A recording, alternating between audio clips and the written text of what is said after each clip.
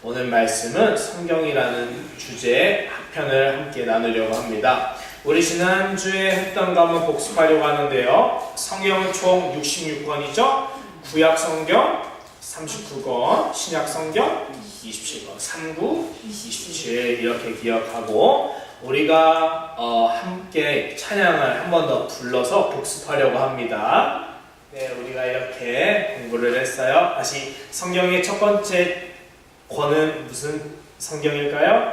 창세기죠? 그럼 성경의 마지막 권은 요한계시록. 창세기 1장 1절은 태초에 말씀이 계시니라, 그러니까 하나님이 천지를 창조하시니라 라고 말씀하시죠. 그런데 이제 요한계시록은 주 예수여 어서 오시옵소서, 세상의 시작과 세상의 완성이라는 이야기가 성경이 우리에게 알려주는 세상에 관한 하나님의 말씀인 것이죠.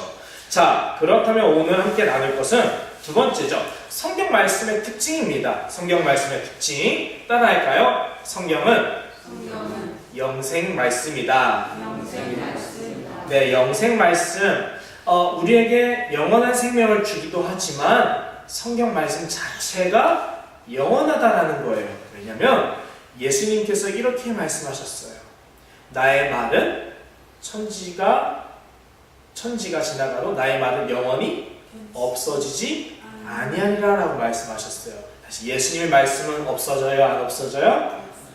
없어지지 않아요. 그러면 말씀이 변하지 않고 어느 시대를 가든지 주님의 말씀은 항상 참이다라는 거예요. 그렇죠? 1 더하기 1이 항상 2인 것처럼, 물방울은 항상 이렇게 하늘로부터 비로 떨어지는 것처럼 예수님께서 세상을 지으시고 우리를 위해서 십자가에 돌아가시고 살아나시고 다시 오신다라고 약속하신 것도 사실이다라고 말씀을 하고 있어요. 그렇다면 여러분 생각해 보세요. 우리가 약장수가 길거리에서 약을 파는데요.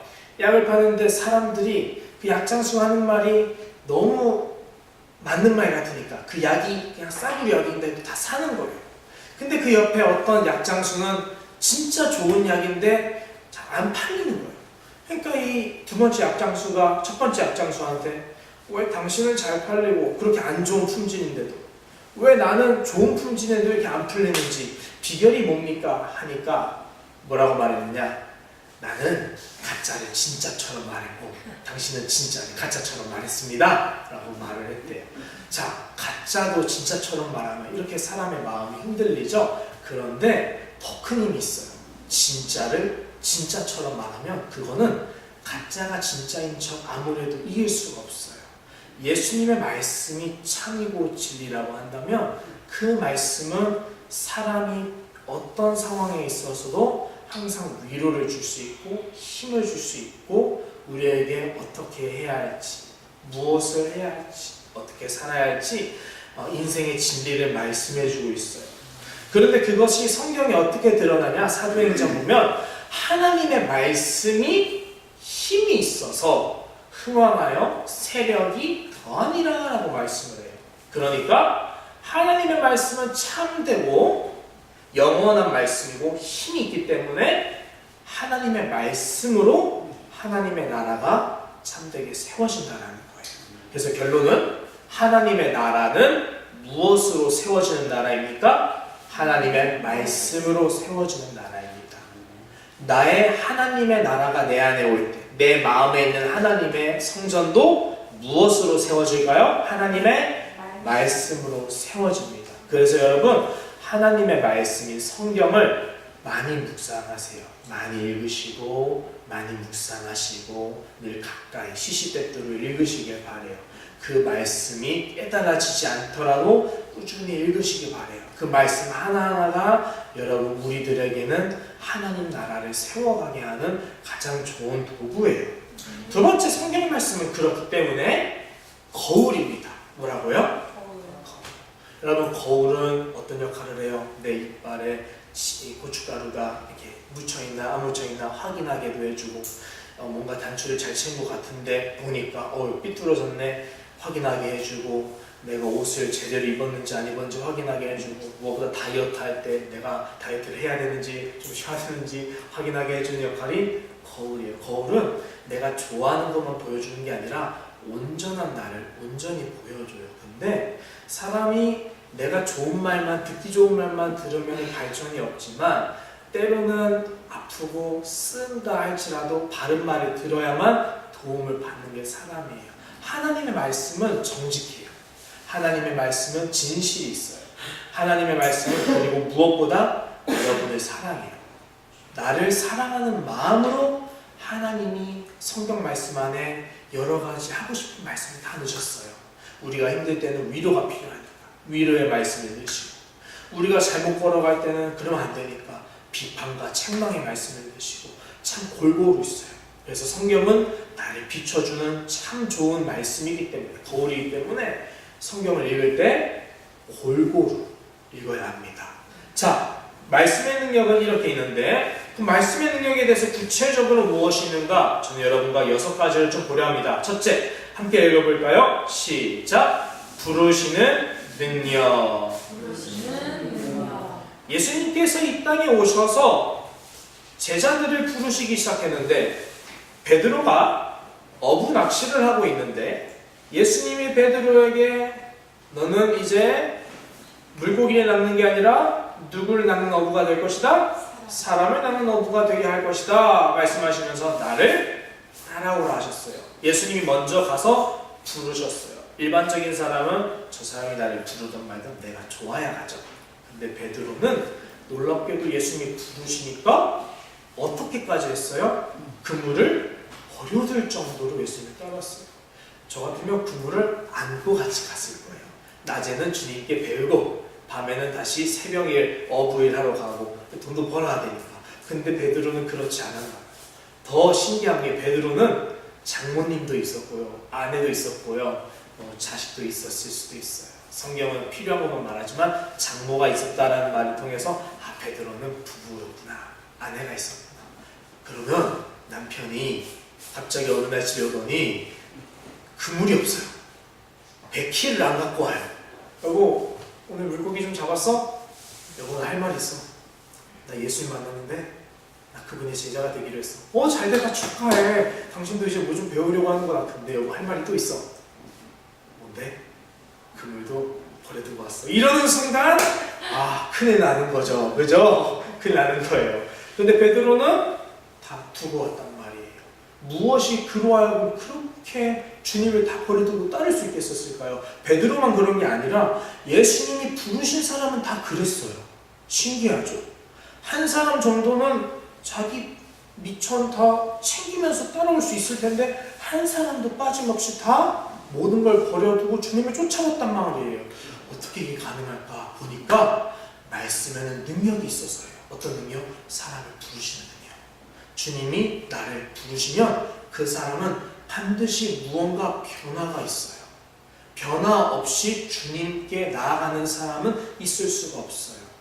저는 사실 예수님을 믿은 지 얼마 안 돼서 버린 것도 별로 없는 것 같고 변화도 없는 것 같은데 주님께서 어떻게 부르시는지는 모르지만 주님이 부르시면 그 사람은 변해요.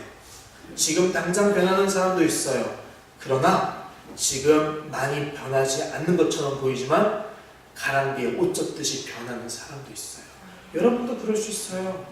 내가 아무리 오랜 생활 동안 교회를 다니고 신앙생활을 했어도 하나님이 나를 사랑하시기 때문에 나에게 맞는 방법으로 하나님께서 하나님의 뜻을 관철시키세요. 그런데 사람마다 모습이 다 다르니까, 이 사람 성격도 다르고 성향도 다르고 다 다르니까, 또 하나님의 계획이 하나님만 하시니까, 그래서 우리는 항상 겸손해야 돼요. 그리고 나는 변했는데 왜 너는 변하지 않니? 이것은 그 사람과 하나님의 일이에요. 사도 요한이 사도 베드로가 예수님을 3번 부인한 다음에 예수님께서 그를 찾아오셔서 베드로야, 너는 내 양을 먹이라 치라 이렇게 말씀하시면서 다시 돌아오게 하셨어요. 근데 베드로가 거기까지는 좋은데 뭐까지 다 했느냐? 예수님, 저놈은 어떻습니까? 저놈은 어떻게 될까요? 비교하기 시작하는 거예요. 누구랑? 사도 요한이랑. 베드로는 항상 사도 요한이랑 라이벌이었거든요. 예수님이 부활하셨다는 소식을 듣고 가장 먼저 달려간 두 사람이 베드로랑 요한인데 내가 더 먼저 갈 거야. 앞치락 뒤치락 하면서 빨리 갔단 말이에요. 그러나 비교하면 안 돼요. 왜냐? 예수님이 이렇게 말씀하셨어요. 내가 그 사람을 어떻게 쓸지 말지 네가 무슨 상관이냐? 너는 너 일만 해라. 예수님 참 차갑게 느껴지지만 차가운 게 아니에요. 사실이죠. 나의 믿음은 나의 믿음이고요. 옆 사람의 믿음은 옆 사람이에요. 하나님께서 각 사람을 부르시는 모습이 있고요. 그것은 하나님의 뜻이 있고요. 우리가 만약 그거에 대해서 불평불만하면서 요나 선지자처럼 하나님 저 사람은 안 돼요 이렇게 생각을 하면요, 그거는 하나님의 뜻을 반하는 거예요. 그래서 우리가 항상 마음을 먹어야 되는 거, 하나님께서는 반드시 부르시는 능력으로 사람을 부르시기 때문에 우리는 하나님께서 어떻게 하실지 기대하는 마음으로, 온유한 마음으로 순종하자. 이것만 잘해야 합니다. 자, 두 번째 어떤 능력도 있을까요? 함께 읽어보겠습니다. 시작. 치유하시는 능력. 그래요, 치유하시는 능력이에요. 성경 말씀에 보면 예수님께서 병자를 고치시기도 하고 죽은 자도 살리시고 예수님의 제자들도 안진뱅이를 고치기도 하고 눈먼 자를 고치기도 하고 그래요. 성경 말씀은 우리에게 하나님의 말씀에는 사람의 몸과 마음을 치유하는 능력이 있다는 것을 늘 보여줍니다. 그런데 우리가 모든 병이 다 나았으면 좋겠고 또 하나님께서 고치시지 못하는 병은 없어요. 그러나 기도를 했어요. 하나님 고쳐주세요 해서 낫는 사람이 있고요. 기도를 했어요. 그런데 하나님께서 그 기도를 들어주시지 않을 수도 있어요. 그렇다면 기도 들어주시는 사람은 하나님이 기뻐하시는 거고, 기도를 안 들어줘서 병에 여전히 걸려있는 사람은 하나님께서 기뻐하시지 않는 걸까요? 성경에 보면 사도 바울이 하나님께 기도를 했습니다. 하나님, 내 육신에 가시, 병이 있어요. 이것이 내게서 떠나가게 해주세요. 사역할 때 너무 힘들어요. 저도 무릎이 안 좋아요. 그래서 할 수만 있으면 이 무릎이 완벽하게 나았으면 좋겠어요. 그러면 우리 애들이랑 나가서 볼도 차고 막 교회 무거운 짐 옮길 때 거뜬히 옮기고 얼마나 좋을지 모르는데 제가 몸이 안 좋으니까 너무 힘들었어요. 시간을 돌릴 수만 있다면 12년 전 야마카신가 모신가 절대 안 할 거예요. 그런데 사도 바울이 그렇게 하나님께 기도를 했는데요, 하나님께서 사도 바울의 기도를 들어주지 않았어요. 여전히 사도 바울의 몸에는 병이 있어요. 근데 사도 바울이 뭐라고 그것을 고백하느냐? 내가 하나님께 여러 번 구했지만 하나님께서 여전히 내 몸에 가시를 남겨두신 것은 나에게 겸손하게 하려고 하십니다. 어떻게 이런 고백이 나올 수 있을까요? 저 같으면 서운할 것 같은데, 저는 참 힘들 것 같고 불편할 것 같은데 사도 바울은 어떤 사람이었길래 이렇게 고백할 수 있었을까요? 사도 바울은 어떤 사람일까요? 따라할까요? 자족하는 사람. 사도 바울이 사도일 수 있었던 이유는 그 중에 하나는 내가 부유함에 처해도 하나님을 위해서 일하는 사람이고, 내가 가난에 처해도 하나님을 위해서 일하는 사람이고, 내 환경이 변해도 내가 안 변하는 거예요. 환경이 그대로여도 내가 변할 수 있지만 환경이 아무리 변해도 내가 안 변하는 게 제일 중요해요. 주변의 풍랑에 어떤 사람들의 옆소리에 수근수근 거리는 거나 조언들에 내가 단단하지 않으면 넘어집니다. 우리가 이런 것을 흔히 볼 수 있죠. 무언가 인생에서 중요한 고민을 하고 결정을 해야 될 때가 올 때 사람들이 저에게 조언을 해주는데 그 조언이 유익할 때가 있고 유익하지 않을 때가 있습니다. 문제는 뭐냐? 내가 어떠느냐에 따라서 그 조언들이 유익해질 수도 있고 유익하지 않을 수도 있어요. 내가 확신 안에 거하고 내가 마음이 단단하면요, 그 조언이 내게 유익한 조언이든 유익하지 않은 조언이든 내가 흔들리지 않고 좋은 거는 받아들이고 나쁜 거는 버릴 수 있는 능력이 있기 때문에 어떤 조언이든 나를 흔들 수가 없어요. 중요합니다. 우리의 믿음도 똑같아요. 내가 하나님의 믿음이 단단하면요, 하나님께서 나에게 병을 고쳐주시든 안 고쳐주시든, 병뿐만 아니라 내 환경에 대해서 경제적이라든지 또는 어떤 관계적인 면이라든지 나의 마음의 고민이라든지 어떤 것이 세상의 풍파처럼 닥쳐온다 할지라도 내가 주님이 주시는 은혜와 평안 안에 내 마음이 고요하면, 깊은 바다처럼 잠잠하면 나는 괜찮은 거예요. 그러기 위해서 우리가 기도해야 할 필요가 있습니다. 우리가 가장 기도해야 될 부분은 뭐겠어요? 하나님, 어떻게 하시든지 내 마음만을 지켜주세요. 난 마음만 지켜주시면 뭐든지 할 수 있습니다. 내게 능력 주시는 자 안에서 내가 이겨낼 수 있습니다. 하나님은 세상의 은과 금보다 더 위대한 선물을, 마음이라는 선물을 여러분에게 주셨다는 사실을 잊지 아니하시길 바랍니다. 세 번째 주시는 말씀의 능력 함께 읽어보겠습니다. 시작! 변화시키는 능력. 예수님께서 길을 걷다가 여리고성으로 들어가시는데 예수님을 보고자 많은 사람들이 몰려왔는데 그 중에 가장 키 작은 사람이 뽕나무 위로 올라갔어요. 누구죠? 삭개오. 근데 삭개오가 예수님을 만났더니 예수님이 내려와라 삭개오야, 내가 오늘 너희 집에 가서 유하여야겠다. 너무 기뻤어요. 그런데 삭개오가 그 예수님이랑 식사 자리를 가지면서 얼마나 기뻤겠어요. 그런데 삭개오는 어떤 사람이냐? 사람들의 세금에서 일부를 몰래 떼어다가 자기의 재산으로 축적하는 나쁜 사람이에요. 부자예요. 악덕으로 부자가 된 사람이에요. 그런데 그날 놀라운 일이 일어났어요.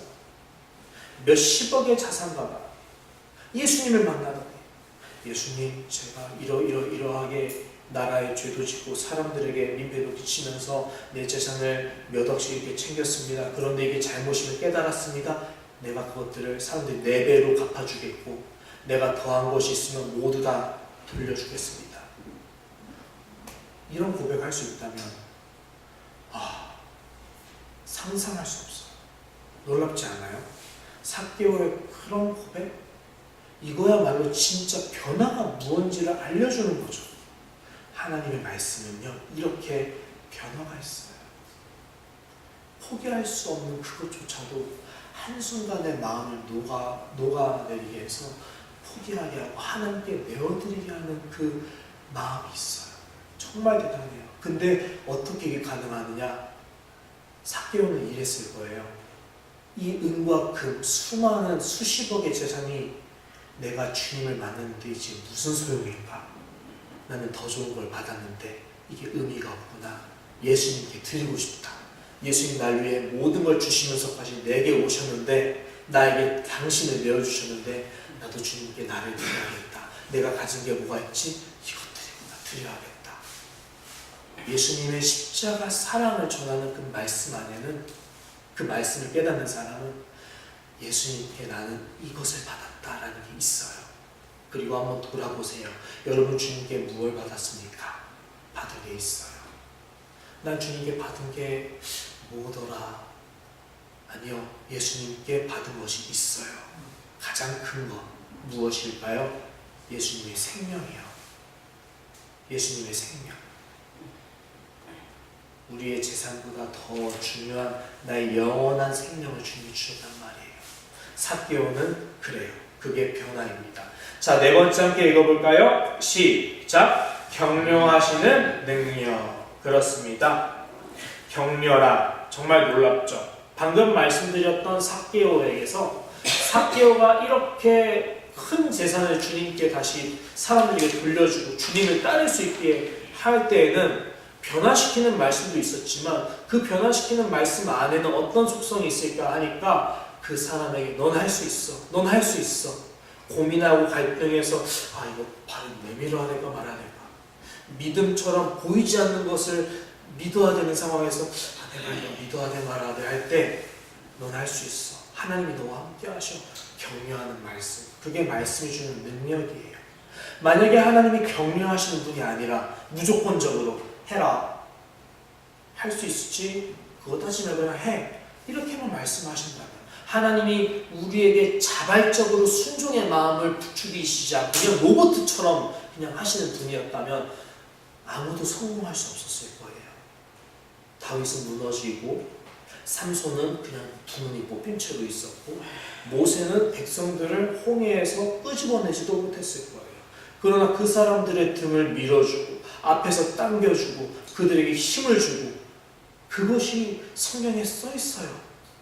모세가 하나님께 말했어요. 하나님, 저는 말을 잘 못해서 이 백성들을 구출해낼 능력도 없고 저는 할 수 있는 게 없어요. 저는 도망쳐 나온 애굽의 왕자예요. 저 돌아가면 죽어요. 하나님이 화 안 내세요. 하나님이 화를 내시기보다 뭐라 하세요? 모세야, 너가 하는 게 아니라 누가 하는 거예요? 내가 하는 거야. 너 그냥 가. 내가 도와줄게. 내가 도와줄게. 하나님 안 된다고요. 야 모세야, 지팡이 좀 이렇게 내밀어봐. 뱀이 됐지?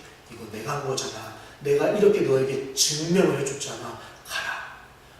우리의 믿음이 연약해서 앞으로 나아가지 못할 때 하나님 그거 모르시는 분 아니죠? 하나님은 여러분의 믿음의 척도를 아세요. 그래서 내가 믿음이 아직 이 정도면 그 사람에 맞게 그 다음 믿음으로 올라갈 수 있도록 하나님이 믿음의 증거를 보여주세요. 믿음의 그 증거를 보면 우리들은 하나님 정말 살아계시구나 라는 믿음을 갖게 되고 그 믿음 때문에 그 다음 단계 한 발자국 더 나아갈 수 있게 돼요. 마치 뭐와 같아요? 어머니와 같은 거예요.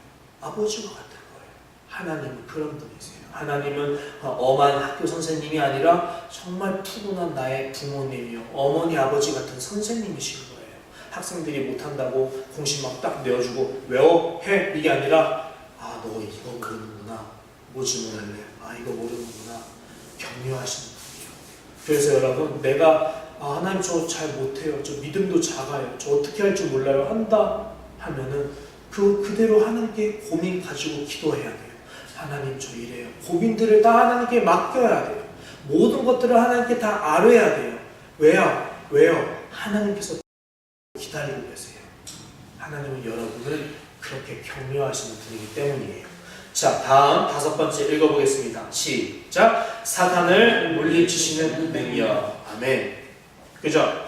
성경에서는 이렇게 말합니다. 베드로전서 5장 8절에서 10절에 보면 근신하라 깨어라 너희 대적 마귀가 우는 사자같이 두루다니며 삼킬 자를 찾나니 너희는 믿음을 굳게 하여 저를 대적하라. 이는 세상에 있는 너희 형제들도 동일한 고난을 당하는 줄 압니다. 모든 은혜의 하나님 곧 그리스도 안에서 너희를 부르사 자기의 영원한 영광에 들어가게 하시니가 잠깐 고난을 받은 너희를 친히 온전케 하시며 굳게 하시며 강하게 하시며 털을 경고케 하시리라 말씀하세요. 근신하라 깨어라 마귀가, 대적 마귀가 우는 사자같이 두루다니며 삼킬 자를 찾는다. 그런데 이렇게 말씀하시죠. 너희는 그러므로 마귀를 어떻게 하라? 대적하라. 그리하면 그가 너희를 반대로 피할 것이다. 마귀는 사자 같아요. 그래서 우리가 믿음의 길, 좁은 길을 걸어가면 바로 앞에 사자가 으르렁거리면서 나를 집어삼킬 것처럼 나를 향해서 위협하며 서 있어요. 건너가야 될까요? 말아야 될까요? 이 길이 아니면 천국을 가지 못해요. 가야 될까요? 말아야 될까요? 가야 돼요. 근데 못 가요. 왜요? 가면 죽으니까. 죽으면 죽으리라는 말씀을 알긴 아는데 죽기 싫으니까 못 가요.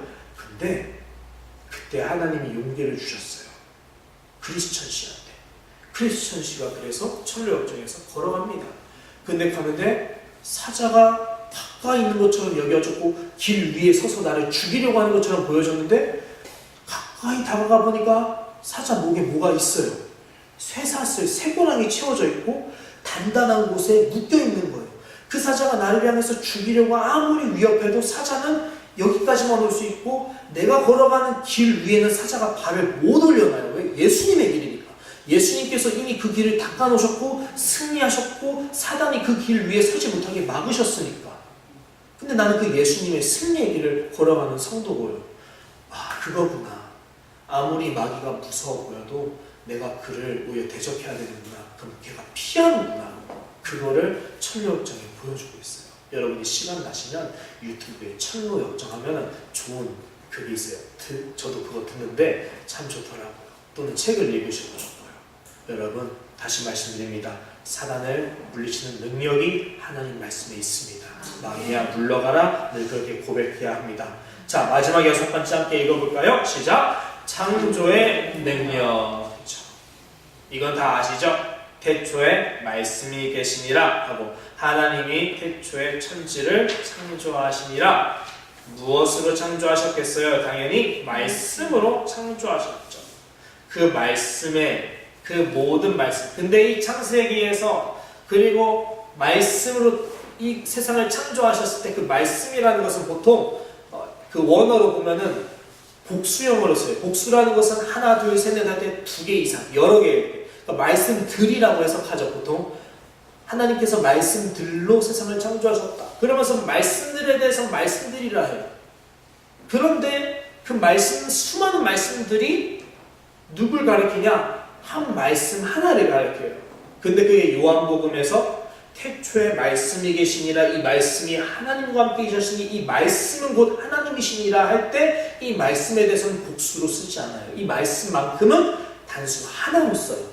하나밖에 없는 말씀이죠. 그 말씀이에요. 그 말씀. 수많은 말씀들이 누구로부터 나왔을까요? 태초에 계셨던 한 말씀으로부터 나왔죠.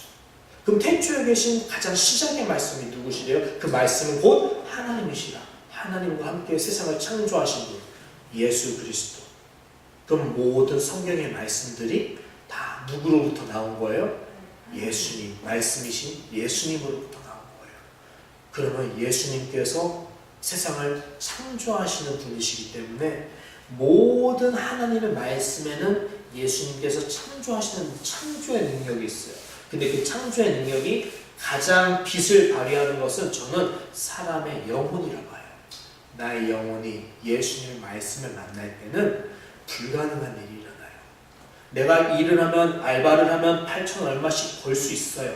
일을 안 하면 안 벌 수 있어요. 그러나 내 마음은 아무리 억만금을 주더라도 진정한 마음으로 바꾸는 것은 사실 돈이 아니라는 걸 알 수 있어요. 마음은 마음으로밖에 못 바꾸죠. 나의 이 영혼을 구원할 수 있도록 하나님 앞에 엎드려지게 하고 예수님을 나의 주님으로 고백하게 하고 영원한 생명을 믿음으로 나아갈 수 있게 하는 것은 하나밖에 없어요. 모든 것을 창조하시는 능력 있는 하나님의 말씀이신 예수님이에요. 그래서 우리는 하나님 말씀에서 나를 변화시키시는 예수님의 말씀을 늘 귀 기울여 드려야 합니다.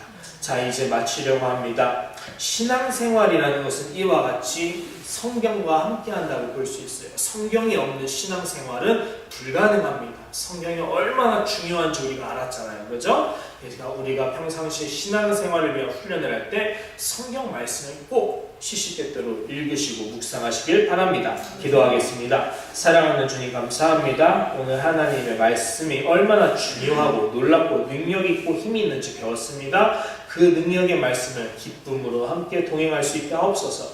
예수님의 이름으로 기도합니다. 아멘.